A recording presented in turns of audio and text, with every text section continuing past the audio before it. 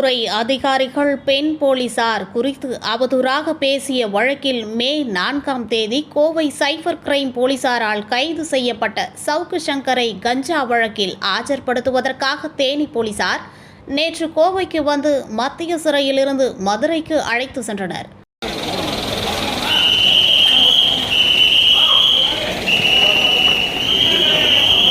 பின்னர் மதுரை போதைப்பொருள் வழக்குகளுக்காக சிறப்பு நீதிமன்ற நீதிபதி செங்கமலச்செல்வன் முன்பு நேற்று ஆஜர்படுத்தினர்.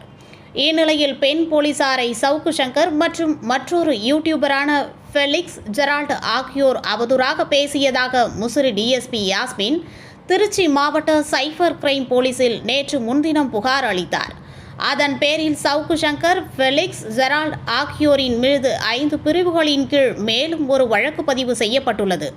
இதன் அடிப்படையில் யூடியூபரான ஃபெலிக்ஸ் மற்றும் ஜெரால்டு ஆகிய இருவரும் கைது செய்யப்படலாம் என்றும் தெரிகிறது.